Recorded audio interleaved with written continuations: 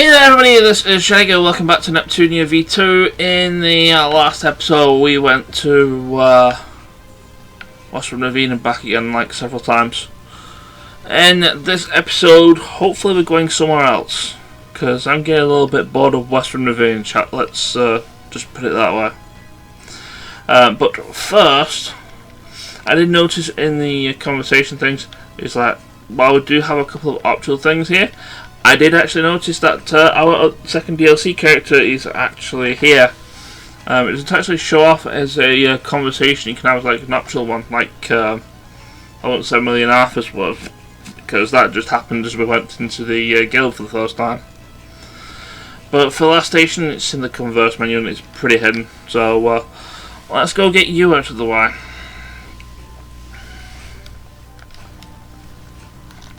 So God Eater, I don't actually really know much of it. I know it's a video game series, and I believe, I want to say it's a Capcom based one. If it's not, then post-production me will have a look into it and just call me an idiot later. And say what it actually is. But yeah, I'm fairly certain it's I'm fairly certain that she's based on a Capcom franchise.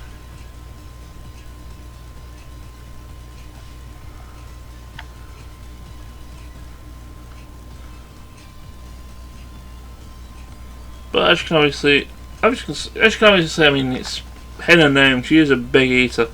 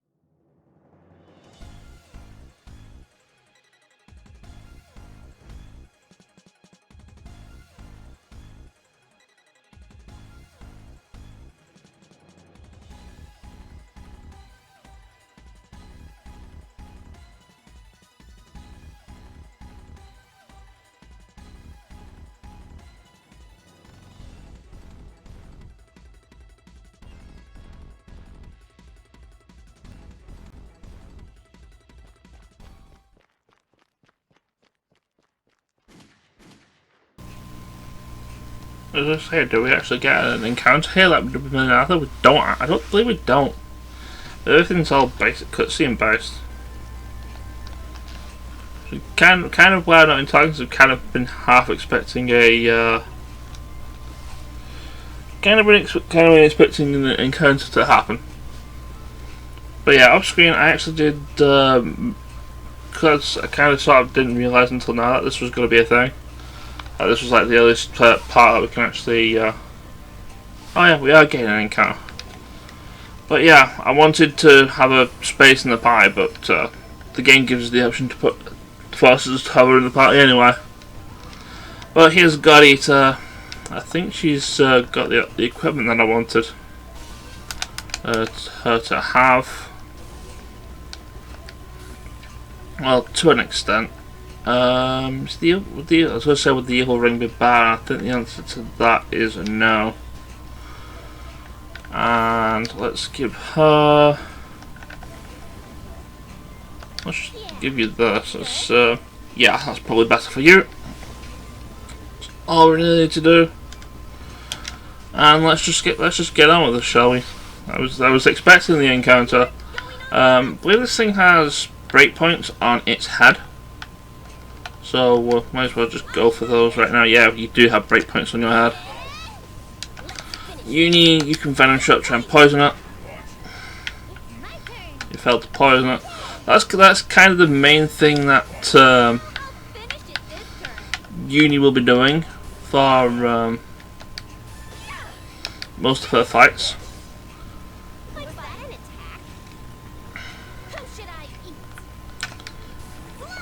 Is that she'll be spamming Venom Shot. because a lot of things in this game, as it turns out, happen to be susceptible to poison, rather than about more than like anything else in this game, which is really nice. And Uni's one of the very few people who can actually hit it with relative ease. And also we get an Evonium. This one's exclusive to DLC, and I mentioned it when I was talking about the power bracelet, upgrading the power bracelet in Neptune's story. We need 3 of these. We only get 2 in this particular thing. We only get 2 here. This is the first one.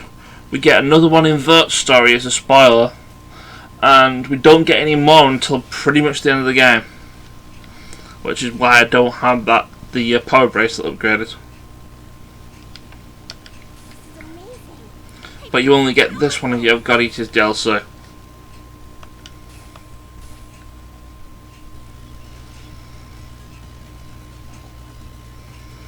And yeah, in case you haven't noticed in a while, there kind of have been monsters you've never been seen before, like all the time. That's kind of like one of the major plot points of your story arc.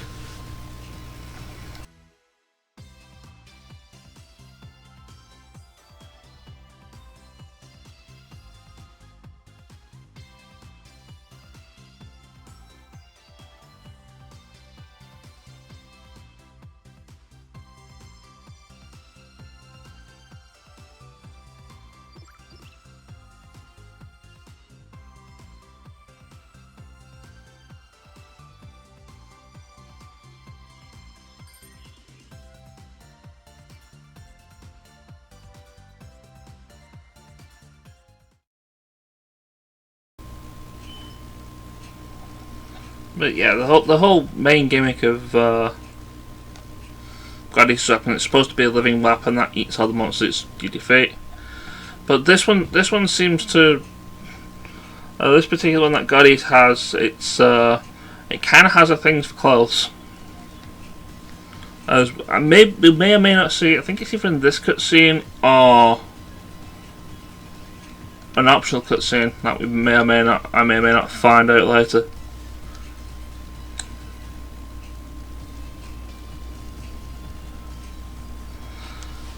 But we'll see if I end up running into that particular cutscene.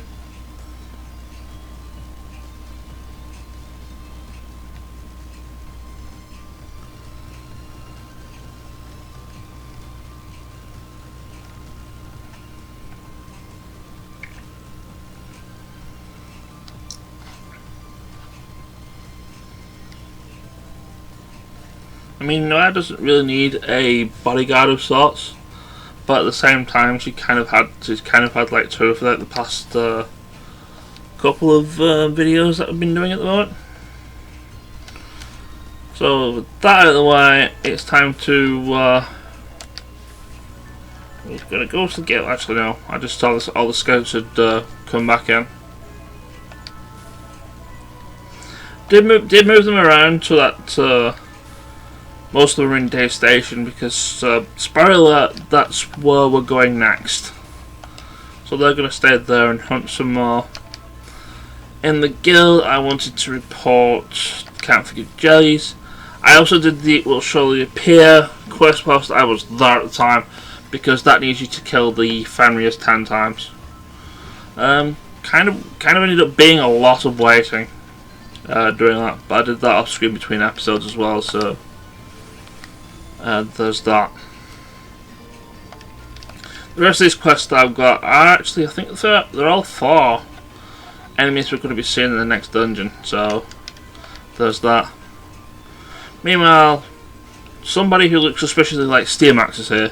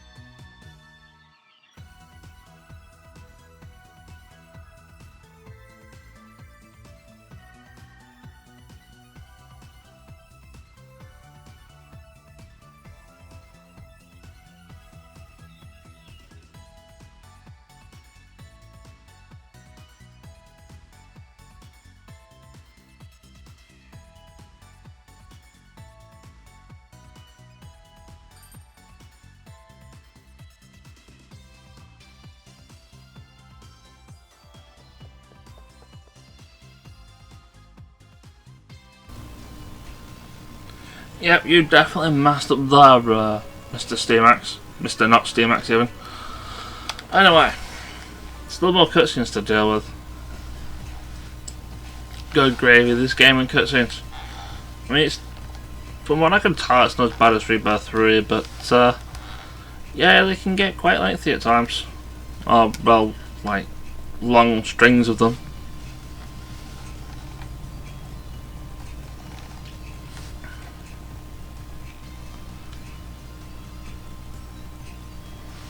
But yeah, back with the main story.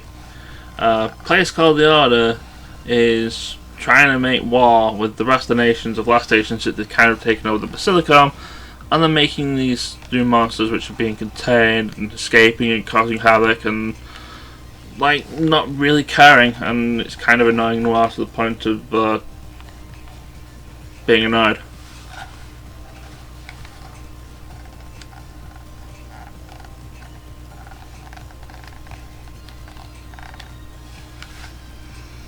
Meanwhile, Keisha just wants to just make sure everybody's safe and sound to some sort of extent.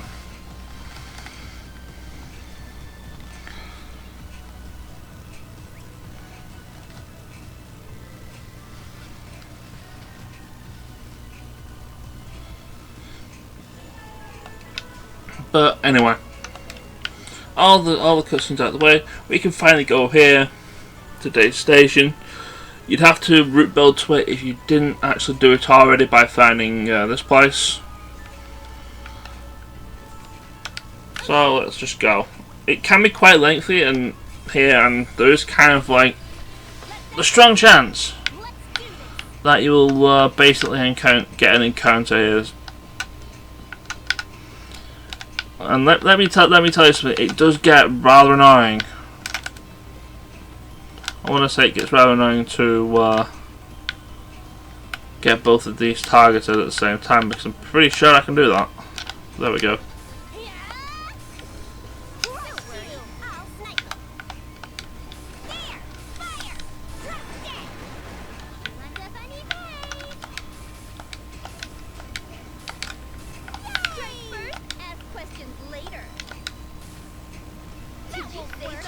But yeah. Around that, there's like lots of nodes you have to go through. Really high chance of you actually getting an encounter, and it gets really annoying later on because it's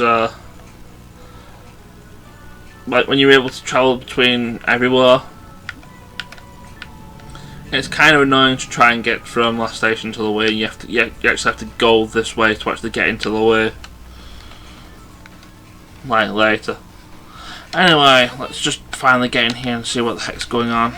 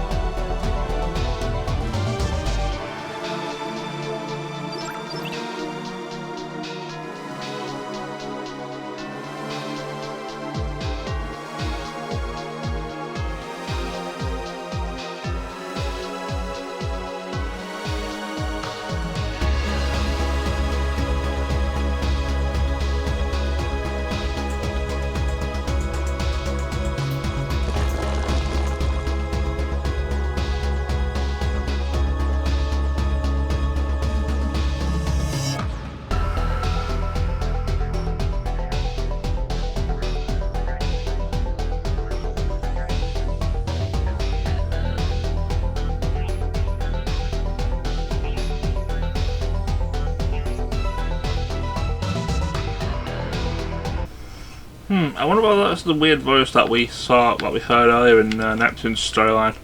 Anyway, here is the train station that we had to go through. I know we went through one earlier in order to get through Zero Dimension. I should mention, I think these are supposed to be breakable. No. But I do want to point out that we can't actually break anything. We don't have the breaker ability as any of the other girls in the storyline. We only have, we don't even have that. Only Neptune has that, so we can't actually break anything while we're here to get any extra goodies. We do want to actually loot the place, contrary to what people were saying about us in the cutscene earlier. Mainly because I do want, well, that for a start. That's going to be helpful for Noire. And yeah, just everything else is just going to be useful because we need, well, A, we potentially need money, which might not actually be the case since we're not going for shares / true end. And B, I could probably use the money for healing items now that I think about it. Not that I've really explicitly needed to use healing items per se, but later on I get the feeling that we're going to need to be using healing items later, considering that Noire and Uni haven't really been leveling up all that much, and it's kind of not been helped by me just dodging like everything in the Y. So let's go fix that, shall we? Then again, something I kind of do need to fix is God Eater's what do we call this? God Eater's combos.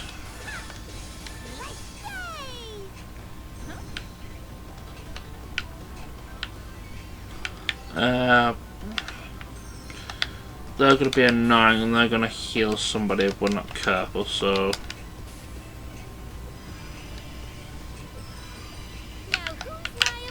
yeah, let's make sure they don't heal anybody again.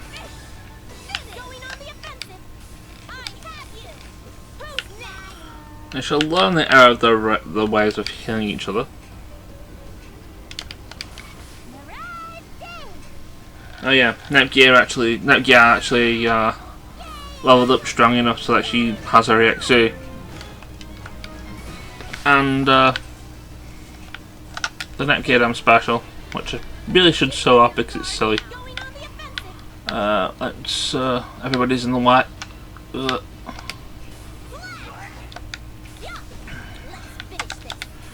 Right, I want you to poison the Fenrir. I know they're susceptible to poison, but it's dead anyway, so it doesn't really matter all that much now, does it? And for these two, I kind of want to slash wave to get rid of both of them.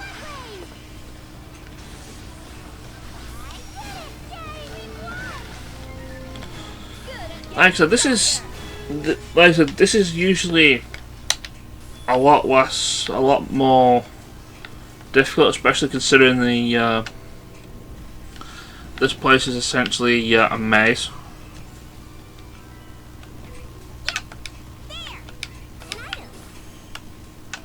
And it's very easy to get lost.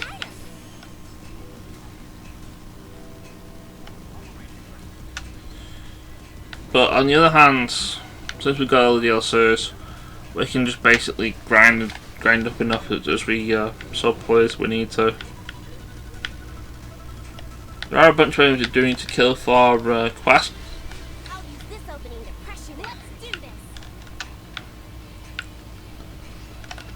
Actually, let's first say let's have a look at Garita's specials, but she only has an AoE. Or she doesn't even have an AoE. It's just a single target.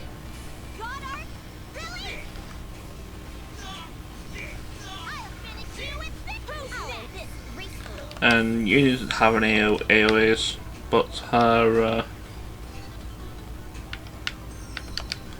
normal attack is an AoE, which is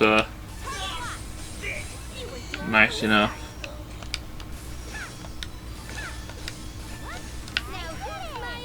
I was going to say we've only had somebody with an AoE. I don't think anybody here actually does have an AoE. Well, Nepgear does, but that's only because it's slash wave. I think a mosquito just bit me. Finish! How'd I do? Pretty good, right? I wonder if I'm getting closer to that person. And if you were doing it for... Oh. How did I get the hidden treasure? I didn't actually look for that. Oh, I'm going to have to look for that now as well, aren't I? And I'm going to have to map the place out as well, because I don't actually know where it is. And I'm not even going to know what I was supposed to do for that hidden treasure as well, because nothing's actually going to tell me, because since I've already completed it, it'll not tell me in facility info what the goal for it actually is. So unless it's like defeat a certain number of enemies, defeat a certain number of encounters without taking damage again, yeah, I probably won't actually know. And then anyway, the last time I went into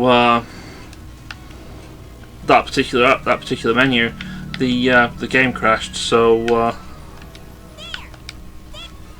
yeah, I don't really want to look into it.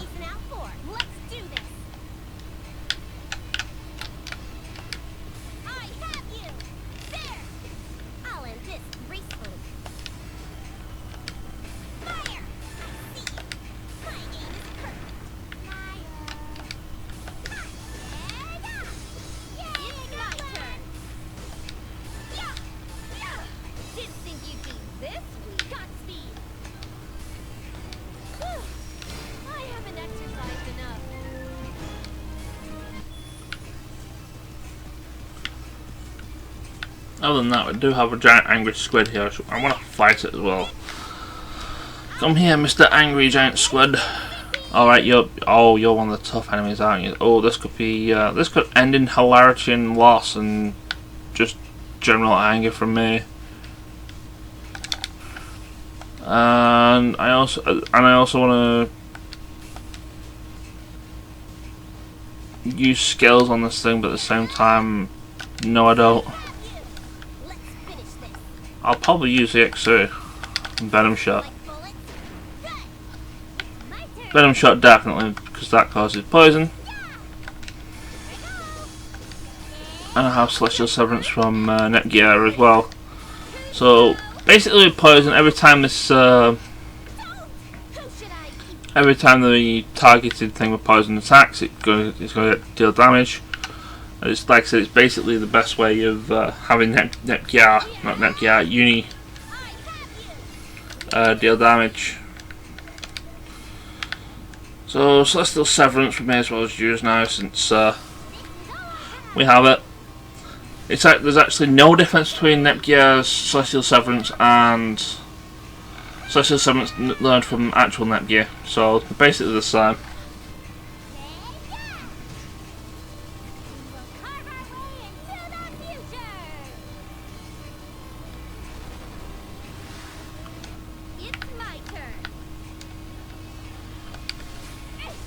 Alright, I forgot we have the combination one for Uni, but for Uni and Noire, but the other reason I'm not using it yet is because I need level 2 EXA in order to use it.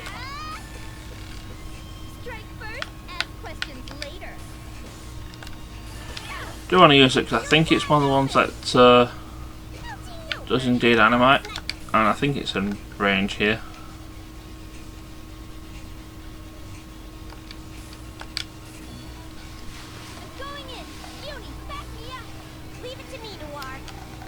Now, unlike other games, like I've noticed that formation skills and such are a lot more useful in this game than they were in like the rebirths, where they're not actually useful at all.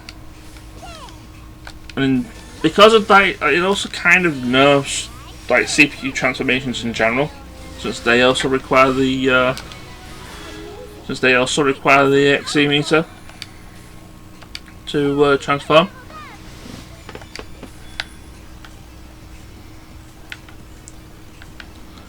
So yeah, it's kind of, it's, as I tell the art, it's better to be using the EXE for EXE attacks rather than destroying your enemy, transforming and destroying your enemies that way.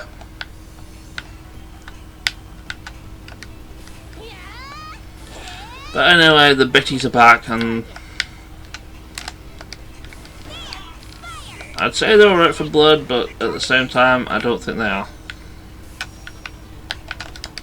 They're just the same. They're basically just the same as they were before. Slash blade, please.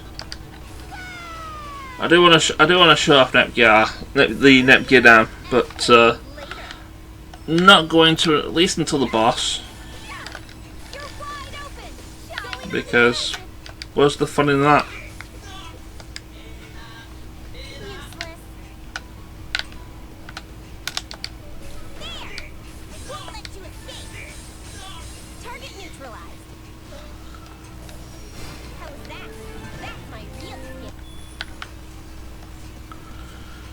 Okie dokie. We have an event marker here. Is that the boss event marker, or is that just event marker for something else? Let's find out.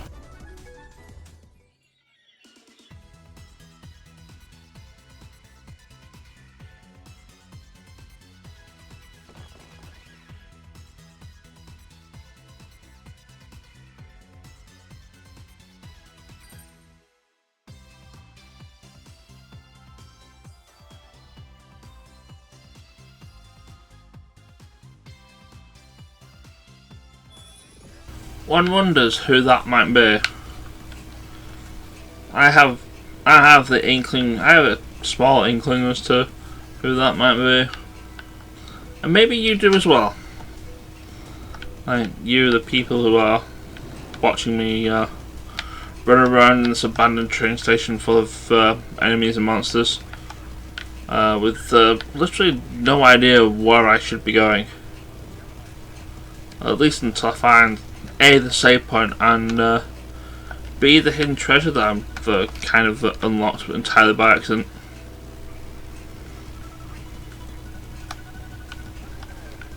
I want to hazard a guess, but I know I mentioned going up these train tracks is a bad idea, and also running on train tracks is a bad idea in real life too.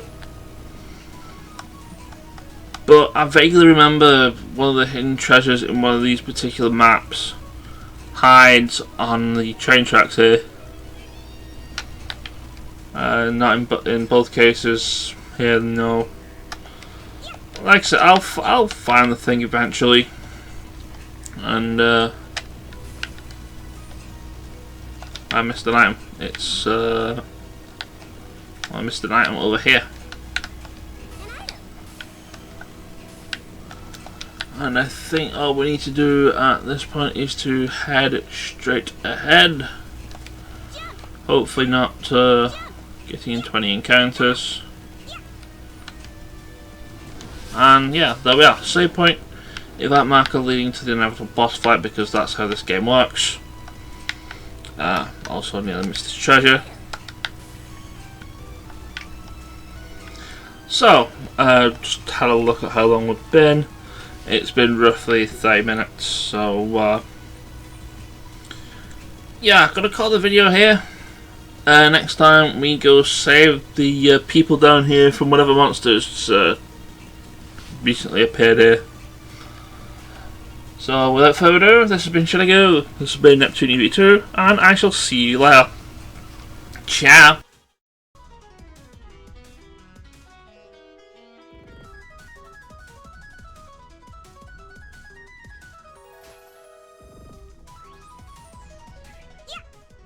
Please, who hid this here?